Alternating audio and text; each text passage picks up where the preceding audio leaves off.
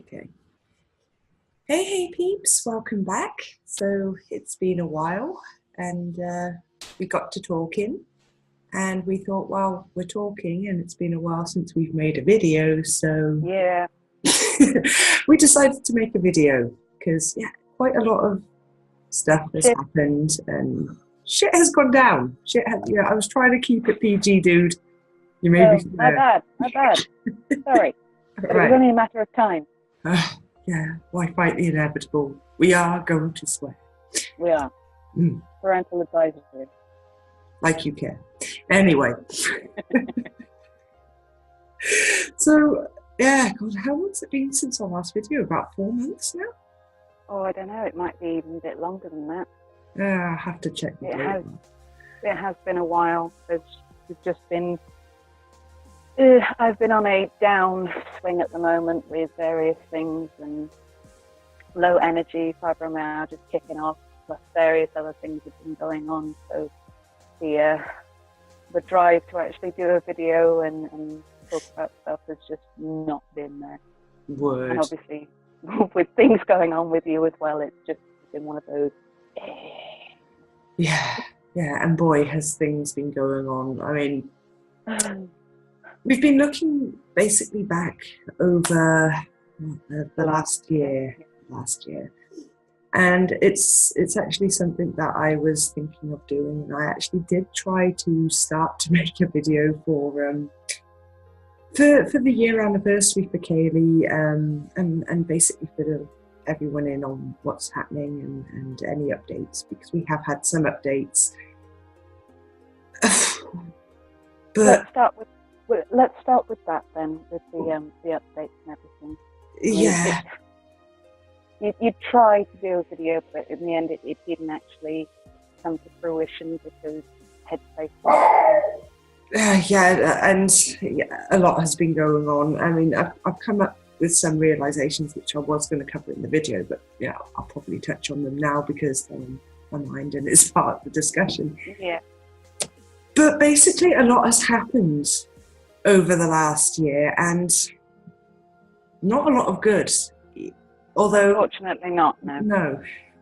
And although there's been so much toxicity and negativity and outright hindrance of processes, to be quite blunt, it has actually taught some valuable lessons as well and has actually given us some insight. So I guess, although the situation hasn't exactly been brilliant, there is a silver lining. And that's kind of what we wanted to talk about as well today. Yeah. So silver lining. Such as it is. So the last year has been quite heavy in different ways for both of us, but we have a lot in common, and we have been drawing a lot of parallels in the event. But while it's vastly different for both of us, there's parallels because there are shared events that we've been having to talk about and go through. Try and process as best we can. But yeah, getting there slowly. It's kind of like when you look at a whole messy house and you're like, well, shit, where do I begin? I know I need to do something about it. I know. We need some mental feng shui going on. Oh, totally. Sorry, my little moose is being a bit weird. Okay, so basically, so with the Katie situation, it's been a year. It's been a year. So we've had the first anniversary, her birthday, her date of death. Her funeral date is approaching on the 11th. Yeah, on the 11th. And it's, to top it off, it's October, which is Infant and Pregnancy Loss Awareness Month as well. Yeah. So everything is kind of falling in at a very apt and raw time. it's yeah, God, and we're both feeling it.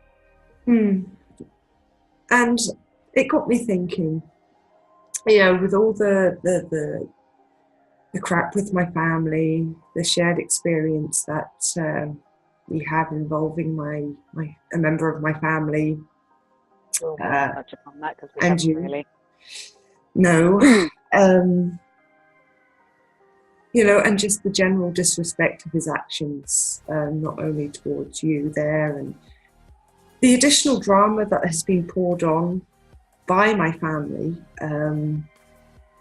has essentially really hindered and hampered with the grieving process. And honestly, myself and my husband, although we've been dealing with it fairly well, and very well. Well, we have our moments, but I know, dude, but those, that is the natural process of grief. But if you look at how you have been trying to make positive and grow and learn, and the things that you've been doing as a process of your grief. I mean, you gave your wedding dress to a seamstress to make angel gowns, Yeah. That's an amazing thing. So you both have been doing incredibly well despite the hindrance and the extra shit poured on top. So don't take away from that. You have been doing incredibly well. Okay. All right? Guess that puts me in my place. It does. If everybody's going to say it, it'll be me. But anyway, we've been doing well, coping with it. But it's like, I feel like not all of my attention has gone on to it, and there's a lot that I haven't managed to process because there has been so much distraction, so much white noise, and again, that has its own silver linings, which I thought about, but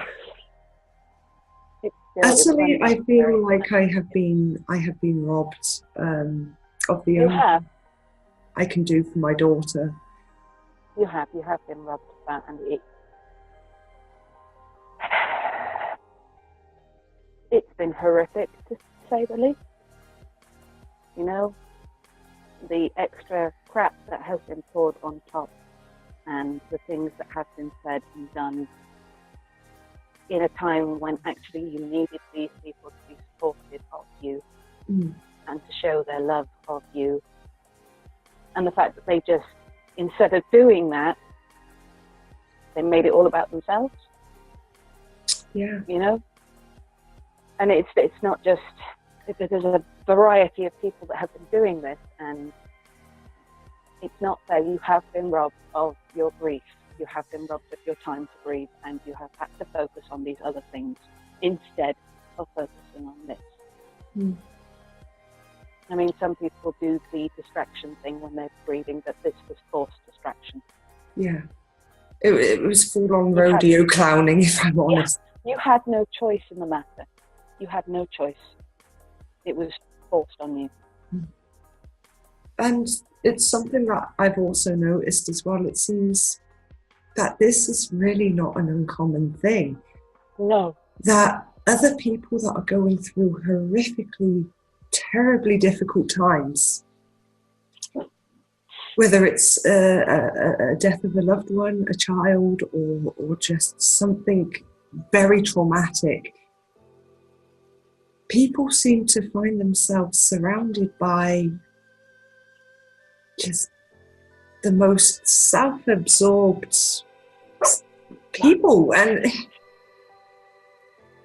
it really, one thing I've really noticed, especially in the grieving parent communities and the groups that I'm in on Facebook, is that it's really not so uncommon. I mean, they have family members that are maliciously making these comments. I mean, okay, granted, there is a lot of frayed nerves added. So, of course, there always would be. Of course, there's going to be extra sensitivity, and sometimes there are cases of, well, maybe you're just, digging a little bit too deep than you need to.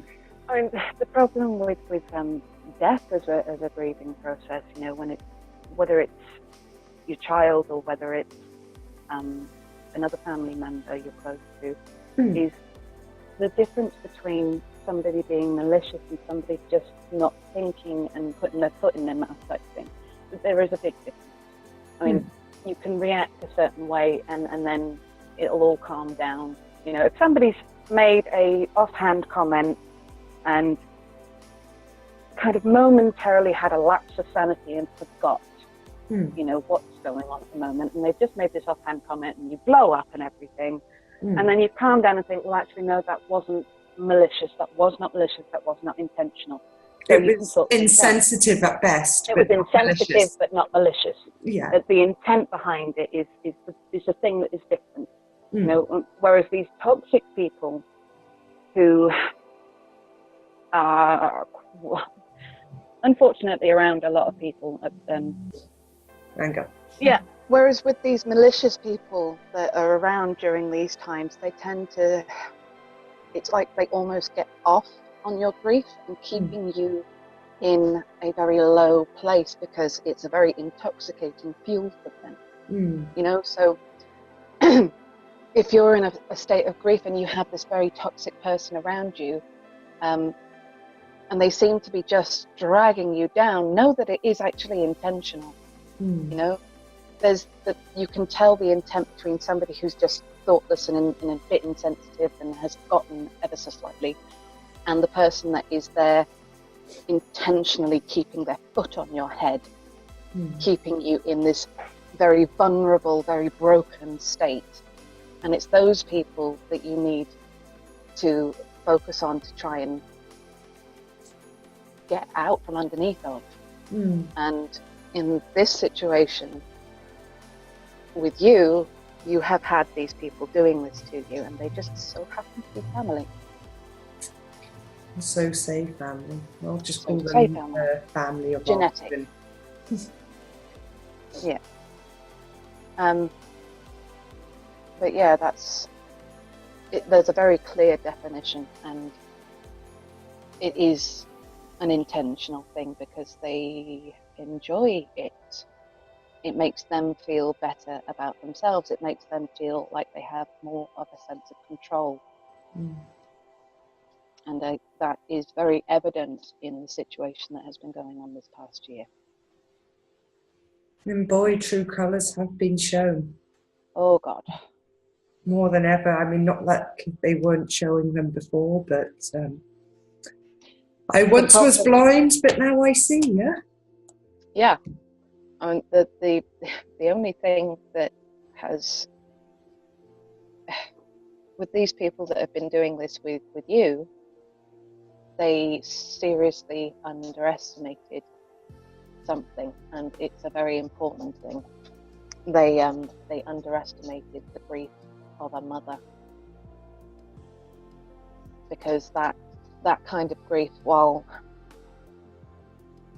is similar in many respects to the grief of a wife, the grief of a sister, the grief of a mother and a father is, it's a powerful thing. Don't fuck with a grieving mother, let's put it that way, because you will not get the reaction that you are after if you're a toxic person trying to suck something out of this situation. You are likely to backfire it seriously, and that is exactly what has happened, because they completely underestimated that level of grief and the protection of the memory of your child. And you know what? It's all well and good alluding and making points and drawing conclusions, but I think I'm going to share a little bit what they did do, because as I said before, when I look back and look through so many comments, especially conversations that I've had or interacted with on these grieving parent groups, the amount of selfish and malicious actions are unbelievable. I mean, they can range from anything from small to, oh my God, kind of magnitude. What? So, WTF? So I'm going to put this out there and show that, okay, although every situation is different, It's more to say that there really is no low these kinds of people will stoop to. Yeah. I'm not saying that They have hit a low, they find rock bottom and several feet underneath it. Mhm. You know, every time you think that they couldn't get any lower, somehow they do. Because there are no boundaries. There are no boundaries with these people. Absolutely none. Nothing is sacred. Nothing is respected. Everything is out for the taking. Exactly. And the reason why we are bringing up this point is ultimately to just tell you that if you have these people in your lives and you are going through grief or some sort of healing journey, no matter what it's from, be it from trauma or be it from grief or whatever, that when you surround... just happen when somebody dies. It can be the end of a relationship, it can be the end of a job. So if you're trying to heal yourself, and you have these sorts of people around you, it's very important to be wary. Carry on, sorry I interrupted you. No, it's all right. Be wary, but also know that there is a line. And if that line is crossed, then you need to make some serious decisions on what is more of a priority to you. Is it appeasing people and saving face? Or is it actually healing yourself and actually doing better for yourself, for your family, for your loved ones, not to the people that just want to throw fuel on the fire? And it doesn't matter who these people are, if they're blood related, or if they're just friends or colleagues or whatever. These are the kind of people that you do not want around you, or if you must be around, you need to emotionally detach from it. Yeah. Because it's nothing but a waste of time and energy is very precious, especially when you are healing. Yeah. Because not only that, but you are generally dealing with some sort of depression as well, or anxiety, or something where your energy is just being sapped just to function. And then these people are just doing nothing but sucking the life out of you. It's deplorable. It's deplorable, and it has made me push myself to a step that I really hoped that I didn't have to stoop to. But at the end of the day, my family have made it very clear that it is them or me. And they will deny it until they are blue in the face because they have some sort of facade to maintain.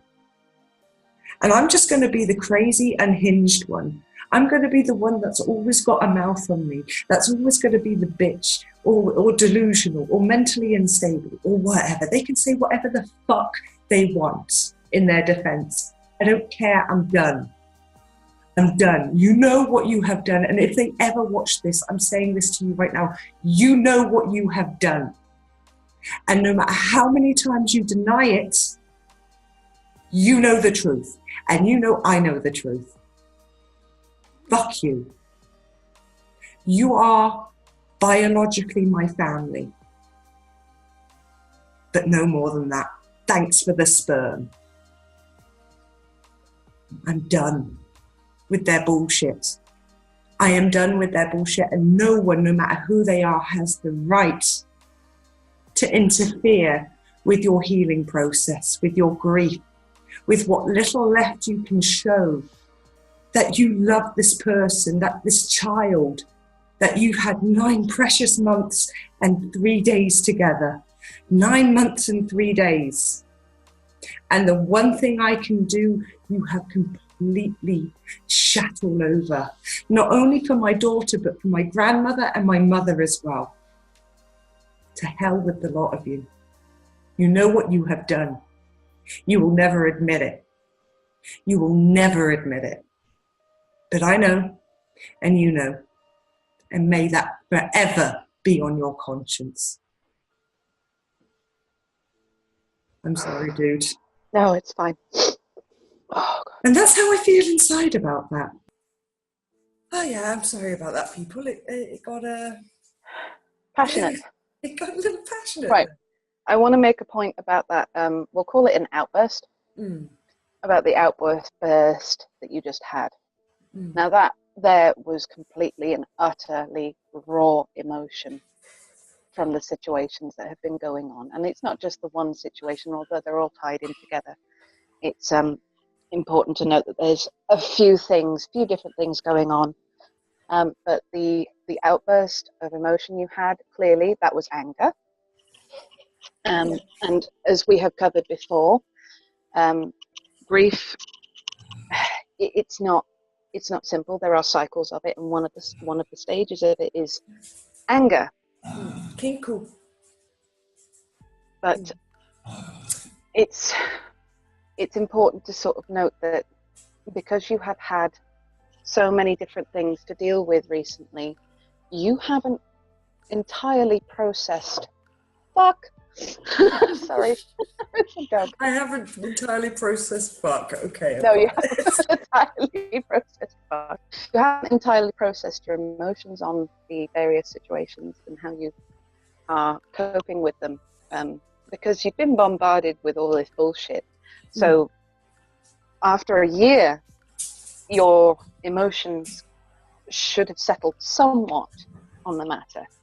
But because it's been prolonged and because you have had your stages of grief hijacked and robbed, it is still very, very raw. So when you go back to that place, which you just did, it is as if you are reliving it all over again. Yeah. So this is, it's an important point to make, that this is what happens when people interfere with your grieving process, when people add more shit on top of it, because you don't have the chance to process it properly, because you're just having to go through the motions. You're running on adrenaline and trying to just get through it, down, out, plow, go through. So once it is entirely settled, you will have the opportunity to process it all properly. But at the moment, because you can't do that, and you haven't been able to do that for the last year, that is why your reaction was the way it was. Yeah, it kind of felt a little bit intense, like something took over me there. I'm going to be honest. It was. As I say, when you watch it back, you'll see how I went from sort of just listening and okay, being supportive, and then suddenly it was. And I'm actually crying at that point because there's a few things you said that just, oh, good God. It hit me rather hard. What the thing that you said about you had 9 months and 3 days, and that's all you had. And then they just shit on all.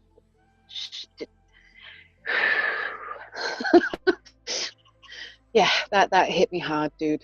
But it's, like I said to you before, this is the time when we kind of need to get all of this out now. It has been a year, and for your sanity, for my sanity, for the whole process of healing and trying to make sense of things for ourselves, not for them, I think it is important that we stick with it now and get these things out, just for us, Yeah. So sorry peeps, but this is going to be a bit of an emotional journey for us, and there will be moments of outbursts of anger and crying and various other bits and pieces, so bear with us. But just a moment, dude. Sorry about that, guys. Get a lot of interruptions. Yeah, it's going to be one of those videos again, but it's okay. It's actually a good job that the lighting's not particularly good here, because you can't see what's happening to my skin at the moment. With the anxiety that I'm having, I'm having moments of where I'm flushing deep red, so you can't really see what's going on, because I've done that like 3 times during this video. My face is just filled with heat and blood and just I'm like a light bulb. So Annie's top tip for the video: save on lighting and skincare and makeup time, and just do shit you like. Although it's doing that heavenly thing again. I'm not entirely sure why. Anyway, that outburst, That's really the point I was trying to make, was just because you've had so much going on, you haven't had time to process it, so it's still really raw, and I'm pretty sure there's a lot of people that could relate to that. Yeah. So, how can people be insensitive? Now, that can vary in a lot of ways. It can be anything from, like you said, throwaway comments, or... I mean, I'll give you an example. I mean, because we've all done it. We've all put our foot in it when things have happened. Like, for example, with momentary lapses of sanity and forgetting things, you know. I was on the plane to Australia with my mum. We were going to Australia because my brother had just died, right? And I don't know if I hadn't slept properly for a few days, and the whole anxiety, getting prepared to go and leaving my kids behind, you know, it just, I knew why I was going there, but for a moment I forgot. And I'm sat on the plane with my mum. I think we'd had a bit of a sleep, and we were just chatting, and Mum was reliving some memories of being out in Australia with Mark, and she was telling me about the time he found a huntsman on a web, and there's a photograph that I refused to look at because they decided it'd be a really good idea to stand behind this web with a huntsman in it so that it looks like it's on Mark's head. And she's telling me about this, and I don't know what happened, but mid-conversation, I'm laughing, and I turned around to her and I said, if Mark shows me one of those, I'm going to kill him.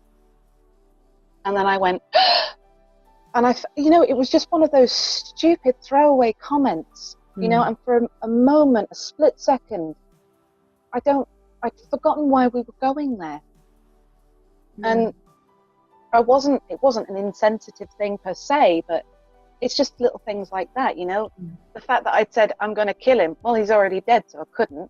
And, you know, it was just, and I burst into tears. I sat there and I cried, and I cried and I cried because I just said that, and it's like, you know, you know, I'd actually give anything for him to do that, you know. You would love the opportunity. I would love the opportunity for him to fuck with me in that way, you know. Yeah. So there's little things like that. I mean, I've done those sorts of things before, you know, with various other people that have passed and stuff. There is these momentary lapses, and that's what we mean when we say there's no maliciousness behind it. There's no intent of being cruel behind it, because people do have these momentary lapses and forget because it's so fresh, it's so raw, you know, and when you're trying to grieve, you do go through these telling each other stories and memories and things, and then it's almost like it didn't happen. That person hasn't gone. Yeah, but that's, to be honest, I think that's more of the stage of denial. You haven't fully accepted. It hasn't really sunk in. You're still in shock. So, but had I said that to somebody else, I mean, I have made a comment where I have forgotten, and it wasn't somebody that was particularly close to me, but I was there supporting somebody else, and I have made a comment of, it was just one of those throwaway comments, and I forgot, you know, it was just why we were all there. And I said something, and I can't remember what it was I said now, but we were all laughing around, and then I said something, and it wasn't even about the deceased.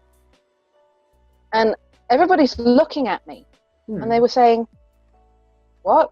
Why would you say that? That's mean, you know, that sort of thing. And I went, I don't understand. And then it hit me, and I'm like, oh, crap, you know?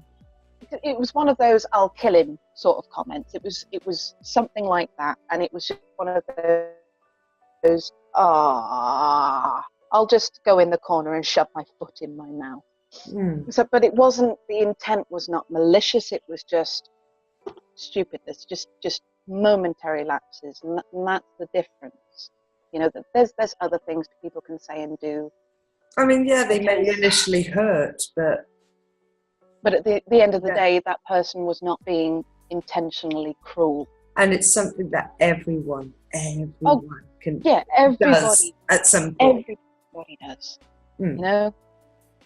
So, but then there's a little bit more darker side to it. Yeah, then there's the intentional stuff, and that, in its essence, is evil. It's really evil, because when you intentionally go out to do something purely for your own self-gain, knowing full well it is going to cause damage and pain, that's just evil. It's deplorable. There's no excuse for that sort of behaviour. And this is where I wanted to kind of make that point about, no matter who these people are, the throwaway comments and the foot in the mouth moments aside, when they cross that line into malicious territory, especially when you are at your most vulnerable, well, those are the people that you really need to either keep controlled at arm's length, and just emotionally disconnect from, or just completely cut them out. And unfortunately, it got to the point where I had no other option, because you had exhausted every other option. Yeah, this is literally everything. I have done everything. This is my last resort. This is. It wasn't going to stop. No, that's the thing. It was not going to stop. Because the past year, with the things that have happened, we have talked about this and tried to come up with solutions and tried to justify certain behaviors, not realizing that actually these behaviors do not have any justification. You know, we have tried to empathize, we have tried to see things in people that were not actually fair. We have been more than bloody fair. And now it's enough. Talking about these things, you know, you have done your best to be amiable, to be fair, and at every turn it was brick wall, punch in the face, you know? Yeah. And it gets to the point where it's like, well, what is the point of this? You know, if everything I do is wrong, and everything I'm trying to say is wrong, and I'm just getting a load of shit for it, what am I even doing with these people? Whether they're friends, family, or whatever, you have done everything you could. And it got to the point where it's just, there is nothing else that you could do. Absolutely nothing. I mean, they have literally hurt me in the worst possible way. And we're not going to name names. No, we're not even going to name connections, because really there's no point. No, but you guys can do the math yourself. So yeah, some family of mine obviously came when everything went bad with Kaylee. Now these are the kind of people that you expect to have your back, especially in such a horrific situation. Because that's normal. Yeah. Well, you would hope so anyway. Well, in a normal, ideal family life, that is the case. But with this, no.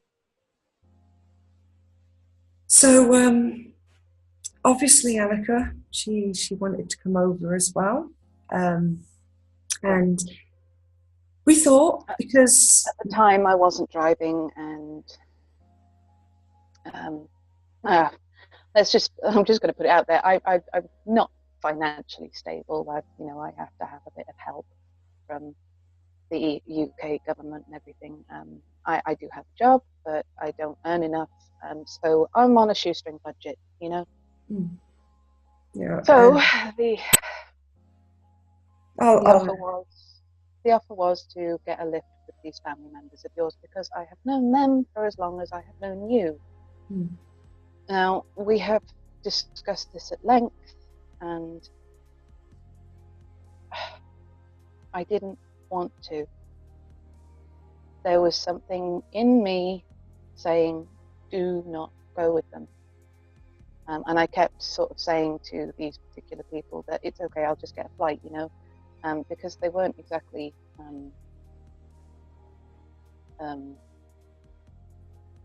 what's the word I'm looking for? Organized with the details and everything. And I really just wanted to get out and be with you. Because the things that you were going through at that particular point, yeah, okay. So, yeah, they were not organized. It was, I just wanted to get out there and be with you. And there was this massive, massive feeling in me to say, don't go with them. No, I have known these people for as long as I have known you, and in some way I have been part of the furniture and part of the family, and there should have been no reason for me to feel that way, but given how these particular people have always been, I have always been uncomfortable and felt not quite so safe around them. While the attention has always been of a jokey manner, it has always been of a flirtatious manner. Well, you could call it flirtatious, but well, from him. From him, to be honest, from the elder one particularly, I've had weird comments and various attentions that I have been uncomfortable with. But I'm kind of used to that, so it's just that's just how they are. That's just how they are. So fuck it, I didn't think that this particular thing would ever come up. I wouldn't go so far as to say I felt safe, but I would go so far as to say that line would never be crossed. Maybe you were being a bit too anxious about it in your head. That's it. That's exactly it, because there have been jokes from the main person involved and attentions from the main person involved that have been borderline gropey, we'll say flirtatious, but that's putting it mildly. But as I said, over the years, I've just assumed that is just how things are. It's become a running joke, so I'm fine, But there's still this thing in me saying, don't go, not with them, don't go. But me being me, they were insistent. So I put those misgivings aside and just went with them. So we had to drive to Dover, catch the ferry, and then drive to yours. Now, on the way to Dover, I was very uncomfortable. The elder one of the two was having a few health issues, so the younger one of the two ended up being the one that was driving. And as we were driving along, he was continuing with this behavior, but it was getting kicked up a notch, and I felt incredibly uncomfortable. There was a moment where I was looking at the window and this person said my name, and I looked, and whilst he's driving, he's got his phone directed towards me, and I look, and it's his penis on the phone. And I've gone, what the hell? And he's just laughing, and I thought, oh, Jesus Christ, what is wrong with you? I've gone all these years without having to see that, and suddenly it's being directed at me, and I have no choice in the matter. That is like an unsolicited dick pic sent to me, but it's doing it in person. It's like being flashed, basically. Yes, only on the phone, whilst he's fucking driving. So, you know, I've just gone, I just don't, you know? Mm. And I'm not encouraging this behavior. I am not encouraging this behavior. So we get to Dover, by the skin of our teeth, we get on the ferry. And I'm still feeling uneasy. We're about an hour into the ferry ride. Bear in mind, I'm just going to make this point. We are on our way to see you because the funeral of your child is the next day. I want to stress that. That is why that is the intention. That is why we're going. That is the importance of the matter. So whilst we're on the ferry ride, the person who was being flirtatious decided it would be a fantastic idea to start getting very suggestive. We were on our own at this particular point. We were talking. He said he had a headache, and I asked him what would help. I have some cocodamals in my bag because I have fibromyalgia. He refused that. He said the only thing that would help and make the headache to go away is if he had an orgasm. And I went, I can't help you with that. Which is when the conversation got steered and he started to kick it up a notch. And I'm sat there thinking, no, this is a joke. This is a joke. Because he's then asking me to go with him and do things. Pleasure him. And pleasure him. Yeah. And given the relationship between this person and you and my relationship with you, no, that has never crossed my mind, even though the flirt, we'll call it flirtations because there isn't any other word for it, but or banter, or I don't even know if banter is. I don't even know what to call it because it went beyond that. He did physically touch me at times, and I've always slapped him off and just gone fuck off, but it didn't go beyond that. It never went beyond that, and for me it would never go beyond that. And the conversation carried on, and I'm thinking, nah, this is a joke. And I keep saying to him, no, I can't. No, because of you. And situation. And although at that particular point, I'm just panicking. So I didn't even bring up the bloody situation. I just said no, because of my relationship with you. There's no way I'm crossing that line. But I didn't get a choice in the matter. I didn't get a choice because he got up, he grabbed my heart, he grabbed my wrist and started pulling me up towards the disabled toilets, to the point where I didn't even have enough time to pick up my coat. It got left there. And I've tried to pull away a couple of times going, what? And I'm walking down the corridor with him, sort of shaking and saying, this isn't happening, this isn't happening, this isn't happening. And I've tried to turn away, and he carries on walking. And I'm thinking, right, any minute now, he's just going to say, it's a joke, it's a joke, it's a joke, it's a joke, it's a joke. He's going to laugh, he's going to let me go, he's going to laugh, it's a joke. He's just taking it too far this time.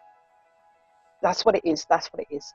And I don't want to scream, I don't want to make a scene, because, what if I was wrong? What if I was wrong? What if it was just a joke?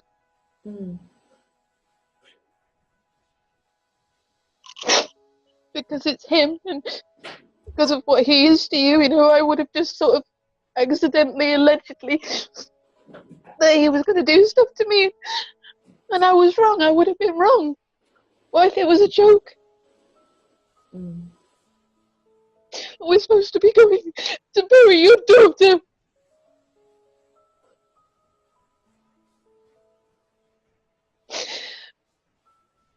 I didn't want anything to take away from that. But it wasn't a joke. It wasn't a joke. And I didn't want to do anything.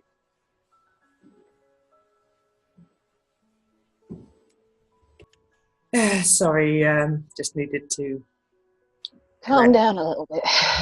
got a little bit intense. No, I don't think that's the last of it, to be honest No, with you. no. But anyway, carry on, dude. Yeah. So, point being, wasn't a joke. So we get to the disabled toilets, and he has a few troubles closing the doors because it was one of those electronic ones. And at this point, I've tried to bolt out the door, and he's put his arm in the way. And I keep saying, "You're not being serious. This is just a joke. This is just a joke." And he manages to get the door closed, and I'm just, this is just going too far now. He is going to say it's a joke because it's always a joke. It's always a joke, you know. And he's just going to laugh any minute now. But he's pestering and asking me for sex. And I'm sat there saying, no, I can't do that. I can't do that, you know. No. And I'm just saying, I'm shaking my head saying no. Like, the disbelief is that this isn't happening. This isn't happening. Of all times, of all places, of all people, this isn't happening. And it's going through my head. And I'm just shaking my head in disbelief type thing, you know. But he wouldn't let up. And having been in that situation more times than I care to count, I have this, you know, the fight or flight thing. It's with people that have suffered abuse, sexual abuse, and these sorts of traumas. It becomes fight, flight, or freeze. I always thought there was something wrong with me, because this sort of thing does happen to me more frequently than I would care to admit. And it wasn't until a different incident, a policewoman turned around to me, and when I said to her, "Why can't I scream? Why can't I fight? Why can't I run away?" And she said, "Because you have before and it didn't work." So it's basically a learned response that no matter what you do. It is a taught response. I have fought and it happened anyway. I have run away and it happened anyway. So my body has gone, do you know what? I can survive this if I just let them. Just block it out and get through it, kind of thing. Yeah. Yeah, I have this little place in my mind, or I can go to, where I don't feel, you know, I can just get through it. I can just get through it. But I was determined not to give the full amount of what he wanted. I didn't want him. This is awkward because of who it is to you, but I did not want that person inside me. Yeah. But I knew I wasn't getting out of that room if I didn't do something. If I didn't give in to something, so I gave in to something, and that something happened to be oral sex.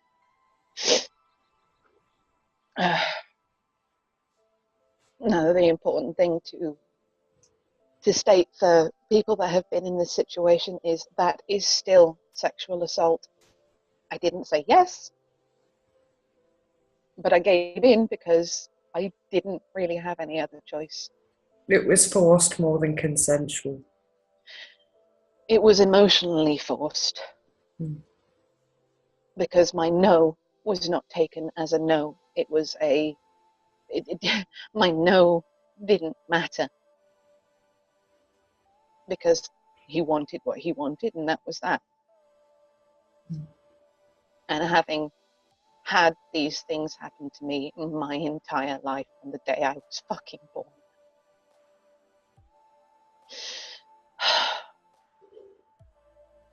you can survive it if you just give in a little bit. Yeah, and curl into the ball for the rest. And curl into the ball and go into that place in your mind. Because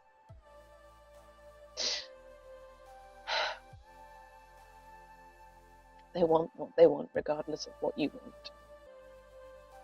So what they want is the only I thing got my that revenge, so let's put it that way. I got my revenge because I know how to do things, to give little looks, to give little smiles that will move the things on a little bit long, a little bit quicker, so that, because I just wanted out. I wanted out. So, you know what? Best thing to do is give him what he wanted, move it along quickly so that I can get the fuck out of there. And And the I one know, thing that he wanted to do was to finish in my mouth. So my little bit of revenge was to say that that was going to happen, to indicate that that was going to happen, and right at the last second, fucking.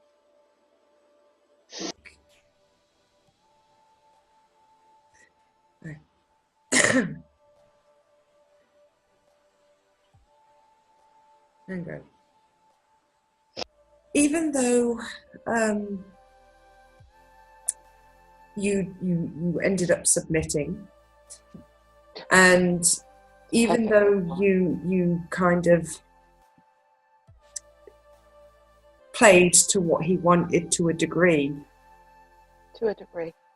Yeah, I can understand why you would use those tactics, because if I wasn't getting out of there unscathed.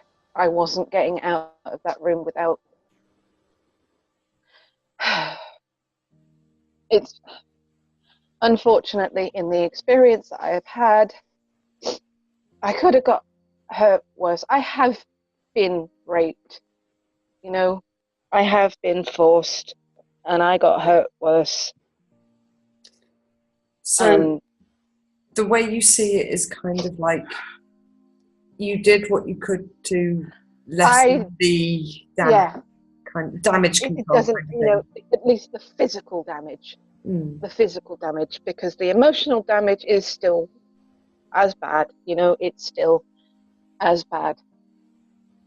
But it's like I said, there was that little moment of defiance in me, because he wasn't getting exactly what he wanted. He didn't get the full sex, and he didn't get to finish where he wanted to finish. I let him think he was going to, and then I moved.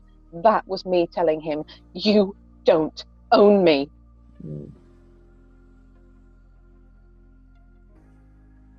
And so he walked out once he had decided that was that, and had finished himself.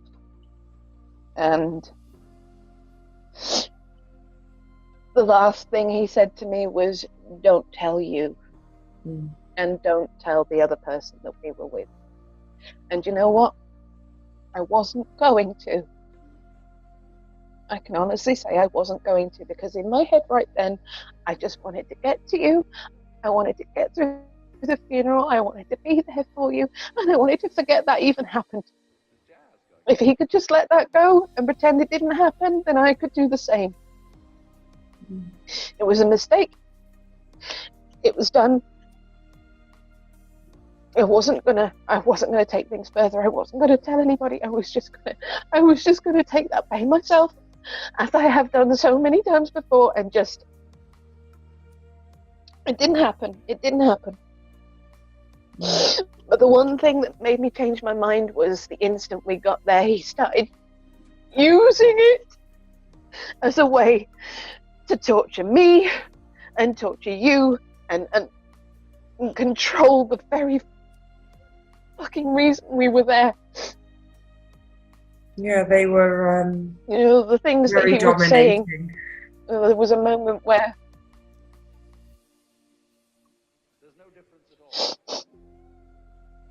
a moment where he put his hand on mine and said, shall we tell her? And I slapped his hand off me. No, he did that a few times to my he did that a few times. And then there was the comments about bananas and showing people my magic trick. He was vile the entire time we were there, and I was desperately trying to focus on why we were there. He thought I was scared to tell you because you're my friend, you're my best friend. And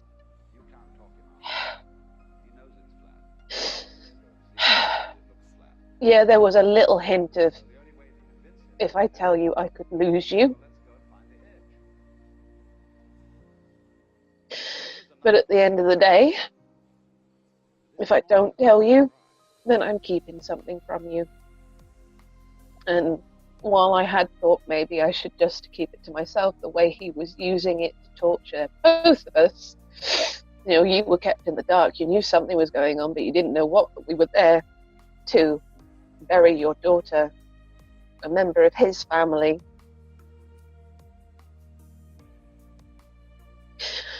I was desperately trying to keep it together and not react and not let him ruin that.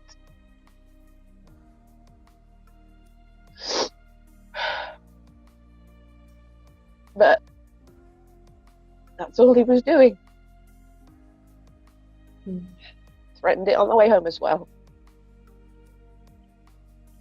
So, to finish the story, when we got home, after, hang on, no, there was another moment whilst we were in the crematorium where I was about to sit on the bench, and when I sat down, his hand was underneath my behind. So he was groping me at the crematorium, and I got up and I fucking smacked him, and I went, "Not here, not here." Everybody saw that, apart from you. I didn't know you. That's the first time I'm hearing this. Everyone saw I fucking that. melted him. Everybody saw that, dude. Because it was that, you know, all the benches were sort of in a square, and then there was one behind us that you two had been sitting on. I think you'd gone off to talk to somebody and get prepared for us to all go in. And I'd come over and sat down, and there was everybody else sat in that little square area and stood up around it. And he did that in front of everybody at the crematorium.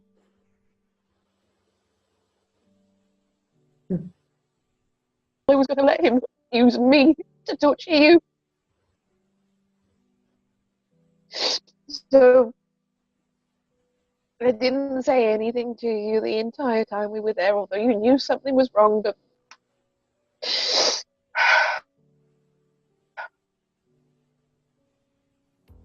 couldn't put your foot on it. Yeah. So when I got home, I thought about it, and I thought about it, and I decided, no, I need to tell you the truth. I am very grateful that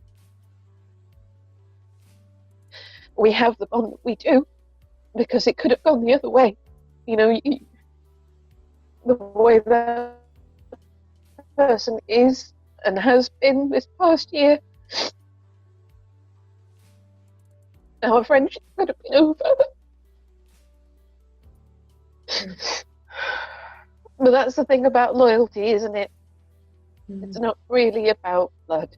If they don't deserve it, it's not about blood. Because I had never given you anything, any reason to think that I would be that malicious towards you.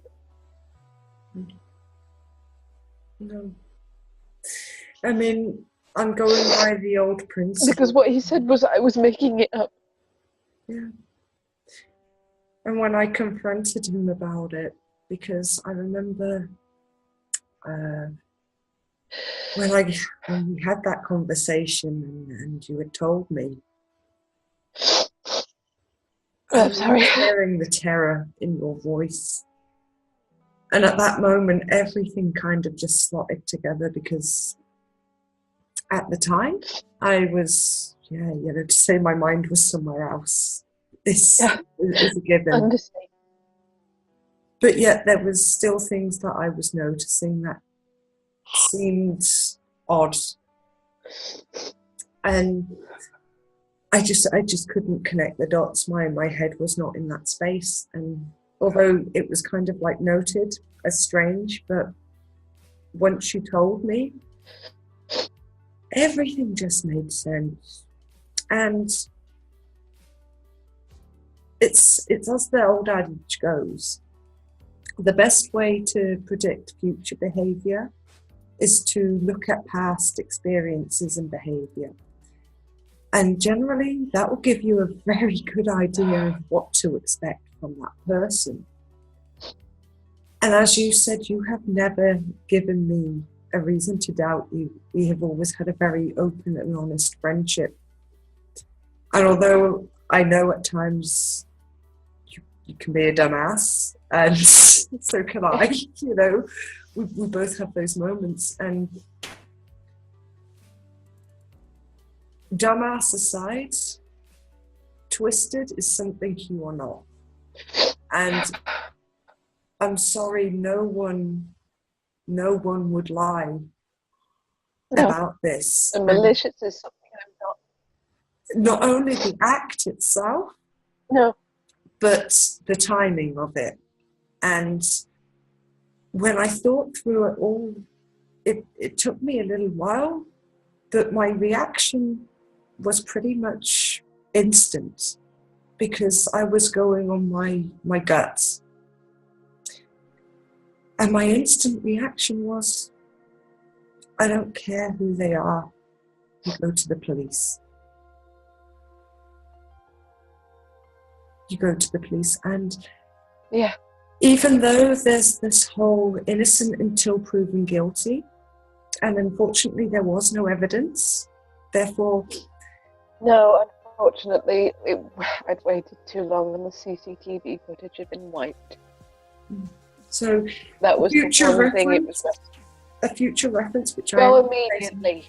Go immediately, because the ferry companies that do the channel crossings, they have a policy of erasing all CCTV footage after 10 days.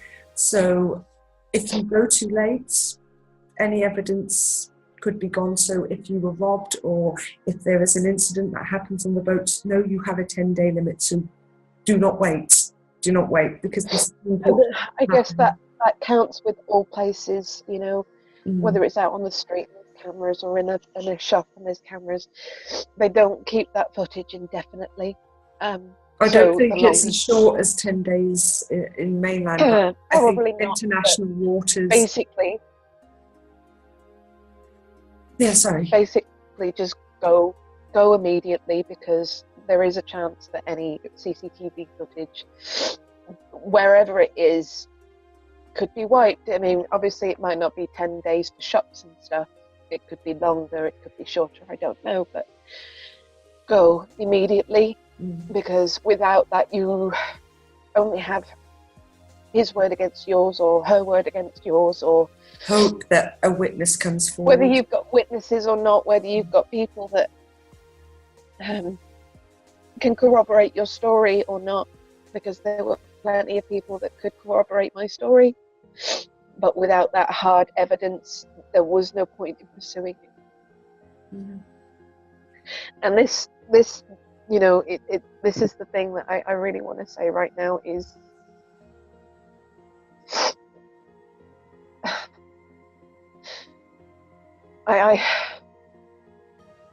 the fact that you turned round to me against a person you are related to.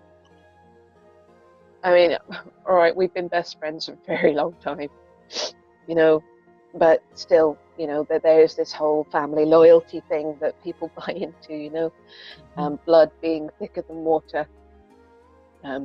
We've already covered that. I know we have already covered that, but it's still case in point, the fact that you turned around and went, go to the police, and you didn't believe what he was saying. No, because you know? Honestly, I know him. Yeah, I know him, and I have heard similar stories, be it of a sexual nature or of an incident where he has just not been decent or nice or civilized, for want of better terms. And it's the same story. Everyone seems to always be out to get him. And everyone is crazy, and everyone is lying, and oh my God, they really did a number on you. That was a very classic line. And it's the fact that, oh, sorry, a little bit of stutters there. So when I tried to approach him and speak to him about this, I didn't go in with an accusing finger. No, you didn't. That's the point. I went in quite neutrally, to be honest, because I knew that getting Just to emotional. interrupt you slightly, just Mm. to interrupt you slightly, when I told you I didn't go in saying that he had raped me or you know, Mm. I said that the incident had occurred and that I was actually very empathetic and understanding and trying to justify the behavior, you know, so it wasn't accusatory at all. It wasn't, he's a dick, blah, blah, blah, he did this, he's hurt me. It was, I can understand, you know, I understand. Mm. I think he needs help. Yeah, and that's basically what we initially tried to do, because Yeah, when we I approached it very, very calmly. and I also spoke to the other person that was with him, and he even agreed that yes, he the younger one of the two was having some difficulties, was spiraling out of control a little bit, and he did in fact need some help. And Yeah, he just wasn't getting that help, and he was worried because of the situation with the health system over in the UK. And my thought was, well, okay, maybe if we go to the police and we actually not only say this has happened, but stress these concerns and say, well, this person really needs help because this is the kind of actions he is being driven to with his mental anguish. For want of a better term. for want of a better term, we weren't there going, I mean, I can remember saying in the interview, I don't, you know, punishment is not what I'm seeking him getting help. Mm. You know, there's you know, there's been a lot of trauma over the last few years with various people dying and this, that, and the other, and I honestly think he needs some serious mental help. You know, and that's not a bad thing. I've had mental health help myself. You know, it's not a stigma thing. It's not a bad thing. It's this person is at the end of their tether and they're doing things that they shouldn't be doing, and it's a cry for help. Mm. That's how initially we both went into it. Mm.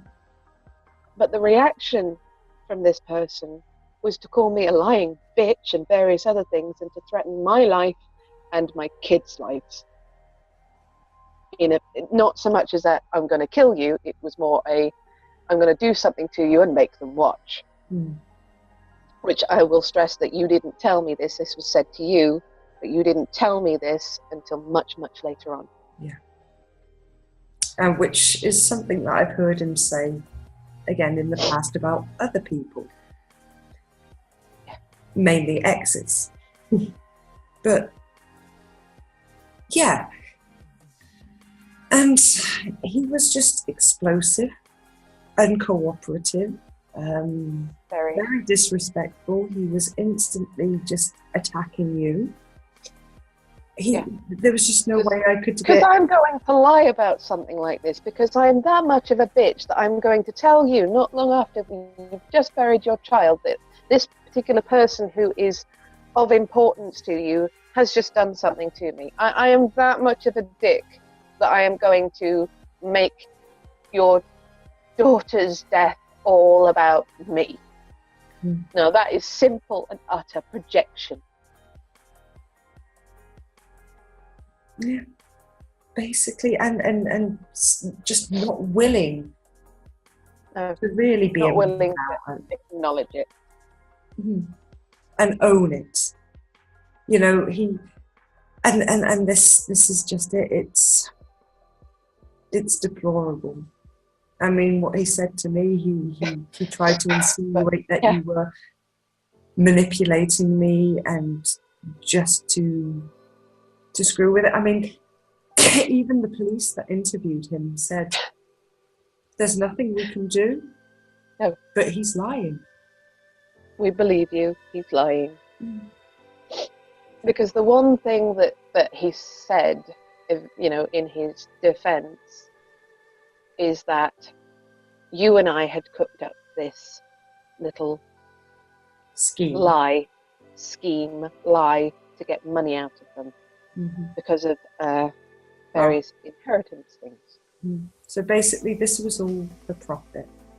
This was all for profit. And to be honest, I'm not really going to get into No, we won't go into that particular situation. that other situation, because it's going to give away too many identities. But basically, this incident was the cherry on the cake. Lies, those words were the cherry on the cake. Yeah, lies, deceit, just verbal abuse. That was your last straw. Yeah, because in that one foul swoop, they have spent most of their lives showering disrespect onto me. Everyone that I have chosen to include in my life has been shown nothing but contempt and disrespect, driven away in a lot of cases, because people didn't want to deal with that. It was too much of a price for my friendship. Yeah, I'm just a stubborn cow. I kind of clung on. I mean, there was an attempt to drive me away a few times, and it didn't really work. But basically, it's enough. It's enough. And there comes a point where no matter who these people are, if they're going to disrespect you and disrespect everyone that you have chosen to include in your life, your husband, your friends, you, and now my daughter. So this is now transgenerational, and I'm speaking to you if you ever watch it. You disrespected Kaylee. You may as well have spat on her grave, because you wanted everything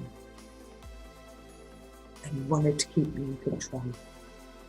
I hope it was worth it, because I am done.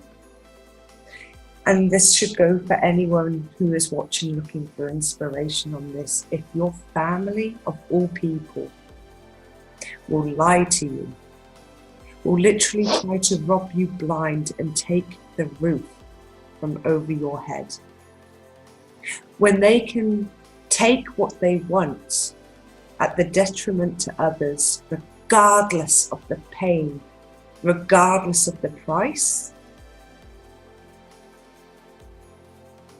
cut them on. Because they are only going to take until you break. Walk away. Because they are never going to let you heal. They are never going to help you grow, to move forward. I mean, when you have got a trauma, when you have got a pain, when you have suffered a loss, a grief, this is something that you will ultimately carry with you for the rest of your life. And that's not necessarily a bad thing, but it's how you heal yourself in those crucial moments, those early days, those formative moments. That shapes you, or it can break you. Don't let it break you, and don't let people chip away at your progress. Cut them loose. Doesn't matter if they're blood, cut them loose. And that's my 2 cents on it. I agree. Because there comes a point you need to put yourself first. And as selfish as that sounds, and I use that with quotation marks, ain't nobody going to take care of you but you. Yes, you may be fortunate to have people that are around you and love you, but ultimately, you've got to do it for you. You take care of yourself first so that you are stable enough to care for others around you. Because without stable foundations, you've got nothing to give and you cannot pour from an empty cup. Take care of yourself. That's what I have learned from this experience, one of many things over the last year. Yeah, there's been a lot. We can't really go into too much detail with the other things, but it's it has been a hell of a year. And it does not seem that it has stopped the entire year. No. And from my point of view, having had this happen to me, and with what you mean to me, I have got, I was always the diplomatic one. I was always the diplomatic one. It was, no, give them another chance. No, give them another chance. They've done it because of this. There's this going on. There's this going on in their mind. Just give them another chance. And at this particular point, after all of this shit, and it's gone on and on and on and on and on, I just went, nah, it's never going to stop. It's never going to stop. So when you made that decision, I didn't say give them another chance, because how many chances have you got to give? No, if anything, it surprised quite a few people. Yeah. That I aligned with you rather than this person. Yeah. I mean, your mother was one of them. Yeah. I suppose so. Yeah. I mean, I have another friend that I was talking to about this. And while he knows you and he knows us and he understands our bond, even he was a little surprised that you aligned with me and you believed me instead of this other person, and that you have made the steps to cut these particular people out of your life, even though they are blood related to you. And close family, I hasten to add.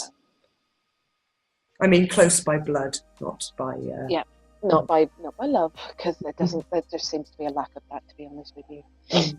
But given my past diplomacy, even with members of my family that I tried to forgive and forget and various other things, for me to turn around and say, I don't see what else you can do now.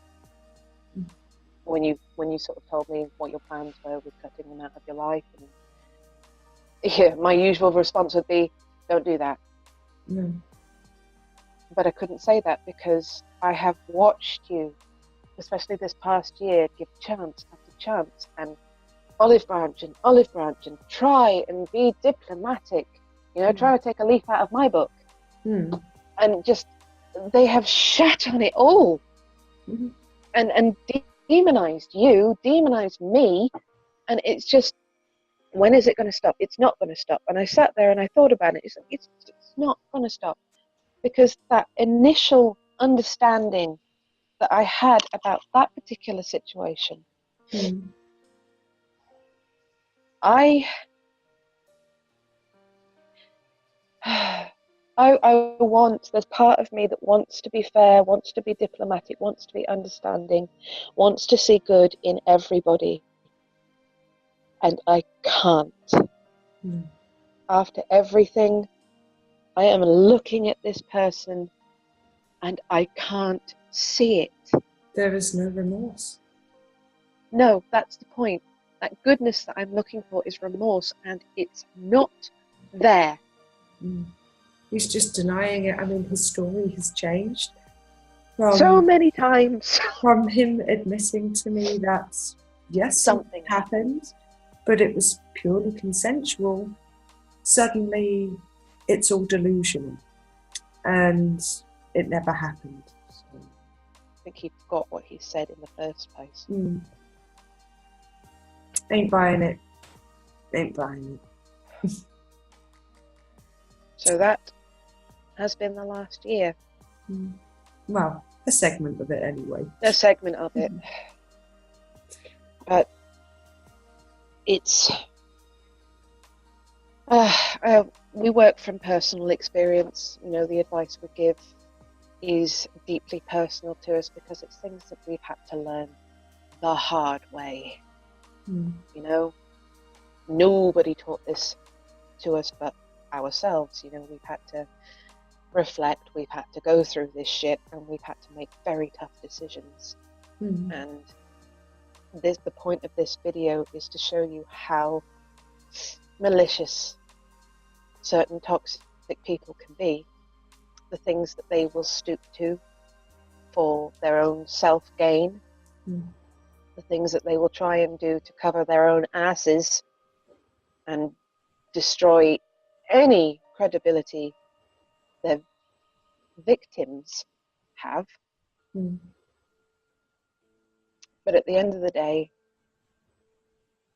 there is no remorse there, and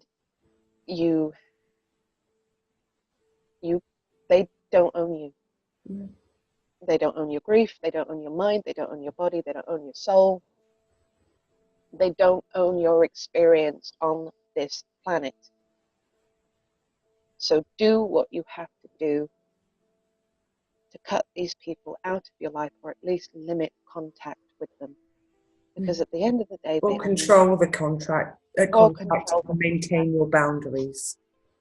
Yeah, well, again, boundaries are so important. And they don't respect boundaries, but you have to keep them up. And they'll try and tear them down, but you've just got to keep them up. There's going no contact, cutting people out of your life. It does tend to be a last resort thing, because one day you wake up and you realize that they're never gonna stop. And it's a very hard thing to do, and this is something that you understand very, very deeply. Well, like I said, if the death of my daughter doesn't change the way they are towards me, and if anything, they have basically treated my daughter with the same contempt as they have always treated me with, it's not going to stop. No. Like I said, it's transgenerational at that point. But I think it's also important to state right now that the trauma that you have suffered, the grief that you have suffered, the disrespect that you have suffered, you, at this point, this is the thing that I'm saying. When I said at the beginning that you have done exceptionally well with all of this, considering everything, you didn't let any of this break you. There have been wobbly moments, and I've, tried my best to prop you up the best I can. You've been angry, you've been sad, you've been in despair. It has not been an easy ride with any of this. You have had so many doubts, but you didn't break. You didn't break. You took all of the things that these people have done, not just this past year, not just with Kaylee and the things that they did then, but for the majority of life, you gathered it all together and you used it as a strength. You channeled the anger and the grief that you were feeling, not just because of Kaylee, but because of the loss of those family members, because of the realization that actually this is abuse. You took all of that and you made it your strength, and you used that to do the things that you have had to do in order to get these people out of your life, to grow, to change, to evolve, to heal. You are nowhere near being healed right now. It's going to be one of those lifelong journeys, I think. But you are actually using this trauma in a positive manner. I'm trying anyway. I know, and it's not perfection. You can't do this sort of thing perfectly. But if you can take what these people have done to you, wear it like armor, they can't hurt you anymore. But it's also the fact that they dragged you into it. After all said and done, they used you. It was you, and what they done to you. And what made it even worse was they knew your history. Yeah. So they knew exactly what they were doing, and they done it. It's like I said to you before, though. With it having been focused on me, I think at that particular moment in time, I could have been anybody. It wasn't the fact that it was me. I was just there. The easy target. I was the easy target. I was just there. I was convenient. It didn't matter who I was. That person wanted something. He wanted it right then, and he took his opportunity. And he preyed on things he knew about me to get it. He was a predator about it. Yeah. Simple. That was it. He was just a predator. But I could have been anybody. It wouldn't have mattered. But the very fact that it was me has been the catalyst for the things that have gone on with you since. Which is what we were saying at the beginning on how we're kind of running parallel and crossing over places. So, because like I said, it's been underestimated with the grief of a mother, and the very fact that he chose me. I think he was underestimating our bond. To be honest, seriously underestimating. And I've said it to her. I don't know if we've ever mentioned this on videos. I mean, we've said we're close, but at the end of the day, this is my sister right here. That there's no blood. There doesn't need to be any blood. That's just the kind of bond we have, and I feel much closer to her than I do with any of my so-called family. It's that simple. You choose your family. You do. And it's whether or not the family you were born into are compatible with you or not. That's always a bonus. But if you're not, then you choose your family. Yeah. You choose your family. And you know full well that's reciprocated. So surround yourself with love and respect, people. Don't ever settle for shit just because they're blood, or just because you feel that you owe them for whatever reason. You don't owe them shit. No. This has been a roller coaster. Outbursts and morals with lessons. Yeah. Oh well, this is how we operate. I do feel better though. I do, yeah. I mean, when we made this video, when we decided to make this video, it was like, we need to make a video. Yeah, but what about what? Yeah, we need to just let it all out. And it came out. But on that note, rather than risking dragging this out longer, because I'm pretty sure this is going to be well over an hour, this video. So we're going to wrap it up there with the bottom line of, just to wrap it all in a neat bundle, just stay healthy, stay positive, surround yourself with good, loving people. And the ones that decide to not be so helpful or hurtful, try, as easy as it is said than done, I would just try and let it roll right off your shoulders, because it doesn't matter what they have to say, what their opinions are, because it is just engineered to drag you down further. Don't buy into it and don't fall into that trap. Love yourselves and give yourself that healing. And on that note, peeps, we're going to wrap it up. So, thanks for watching. As always, it's much appreciated. Much love, and we'll see you in the next video, guys. Bye-bye. Bye. Oh, God, sorry. Whew. Puppy's on my lap and she's just parted. Oh, Jesus, that's right. Okay, I'm going to edit this part out. I think that's a good idea.